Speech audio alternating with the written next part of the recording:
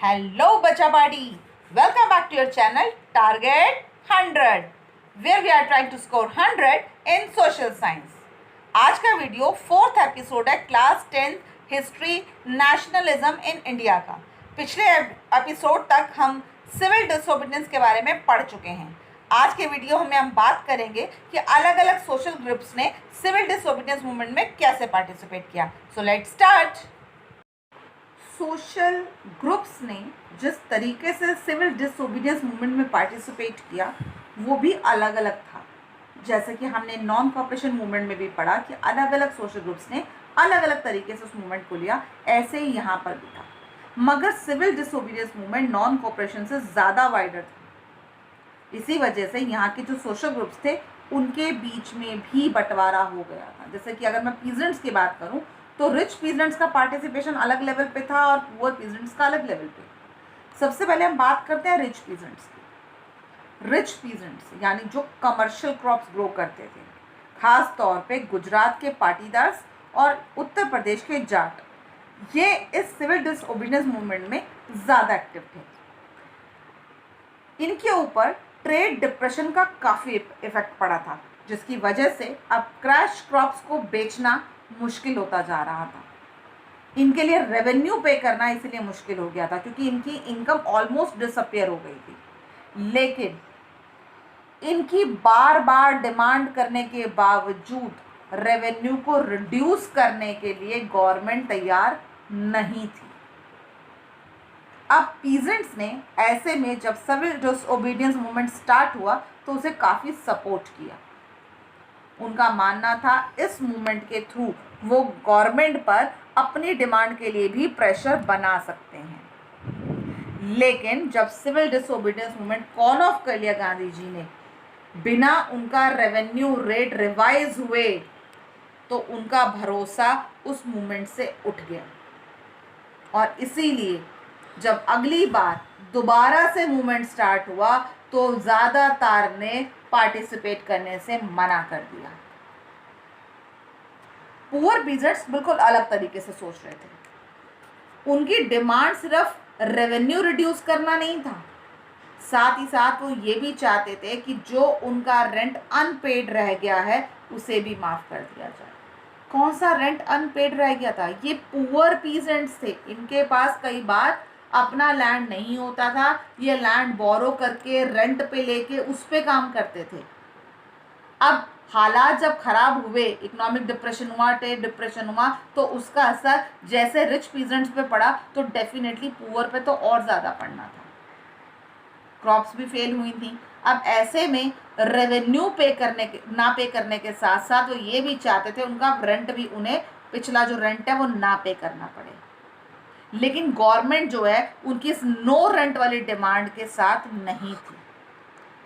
इसीलिए जो poor peasant थे और जो कांग्रेस थी उनके बीच का रिलेशन ज़्यादा अच्छा नहीं हो पा रहा था, जिसकी वजह से पुअर पीजेंट्स खुलकर सिविल डिसोबीडियंस मूवमेंट में अपना सपोर्ट नहीं दे रहे थे।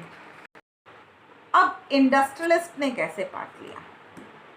फर्स्ट वर्ल्ड वॉर के टाइम पे जो इंडियन मर्चेंट्स थे या जो इंडस्ट्रियलिस्ट थे उन्होंने काफ़ी प्रॉफिट कमाया था, क्योंकि जब वो आर्मी में डिमांड होती थी वेपन्स वगैरह की या सोल्जर्स की रिक्वायरमेंट्स की, उस समय इन्होंने इसका प्रोडक्शन बहुत ज़्यादा किया और अच्छा खासा प्रॉफिट कमाया था। लेकिन अब वो कॉलोनियल पॉलिसीज़ के अगेंस्ट थे। वो चाहते थे उन्हें प्रोटेक्शन मिले इंपोर्ट ऑफ फॉरेन गुड्स से, क्योंकि फॉरेन गुड का इंपोर्ट उनके बिजनेस को डिस्टर्ब कर रहा था। वो चाहते थे इस पर रोक लगे, उनके प्रोड्यूस किए हुए गुड्स हैं वो मार्केट में बिक पाएँ। उन्होंने इसके लिए दो एसोसिएशंस फॉर्म की थी, Indian industrial and commercial Congress, जो कि उन्होंने 1920 में फॉर्म की थी, federation of Indian chamber of commerce and industries, जिसकी शॉर्ट फॉर्म FICCI है, ये 1927 में फॉर्म की गई थी। इन दोनों एसोसिएशन को लीड करने वाले बिजनेसमैन के नाम थे GD बिरला और पुरुषोत्तम दास ठाकुर दास। ये आपका 1 मार्कर क्वेश्चन हो सकता है, तो please be careful. Now next, अब इन इंडस्ट्रियलिस्ट ने सिविल डिसोबीडियंस को सपोर्ट करना शुरू किया और उन्हें फाइनेंशियल असिस्टेंस भी दी, क्योंकि वो भी इस सिविल डिसोबीडियंस मूवमेंट के थ्रू जो उनके पास सामने गवर्नमेंट खड़ी थी, ब्रिटिश गवर्नमेंट, उनकी पॉलिसीज़ को अपोज करना चाह रहे थे। लेकिन जब राउंड टेबल कॉन्फ्रेंस फेल हो गई तो उनका भी कोई ज़्यादा इंटरेस्ट नहीं रह गया इस सिविल डिसोबीडियंस मूवमेंट में। अब जो वर्किंग क्लास थी उनका नज़रिया बिल्कुल अलग था। इन्हीं इंडस्ट्रियलिस्ट की इंडस्ट्री में ही तो ये काम करते थे, लेकिन इन्होंने सिविल डिसोबीडियंस मूवमेंट में खुल के पार्ट नहीं लिया, क्योंकि ज़्यादातर इंडस्ट्रियलिस्ट जो थे वो कांग्रेस के ज़्यादा क्लोज थे, जिस वजह से वर्कर क्लास इनसे दूर रहना चाहता था। कुछ वर्कर्स ऐसे थे जिन्होंने बायकॉट के कुछ आइडियाज़ को अडॉप्ट किया, लेकिन उनकी अपनी वजहें थी, क्योंकि वो साथ साथ डिमांड कर रहे थे लो वेजेस की, पुअर वर्किंग कंडीशंस के अगेंस्ट बोल रहे थे।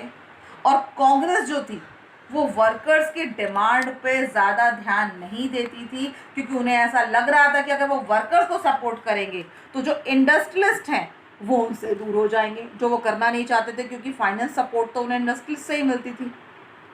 अब बात करते हैं वुमेन की। सिंपल सी बात याद रखो, किसी भी चैप्टर में जब वुमेन आ जाता है तो वो आपके इंपॉर्टेंट क्वेश्चन का पार्ट हो जाता है।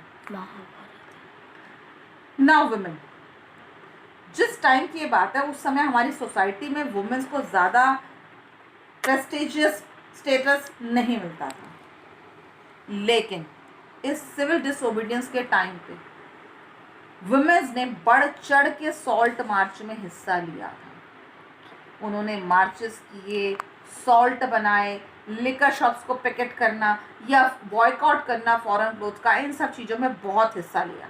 और कई वुमेन्स तो जेल भी गईं। उन्हें ऐसा लग रहा था देश की सेवा करना उनकी ड्यूटी है। लेकिन दूसरी तरफ गांधी जी थे जो ये मानते थे कि वुमेन की पहली ड्यूटी है घर की देखभाल करना, अच्छी माँ बनना, अच्छी बीवी बनना।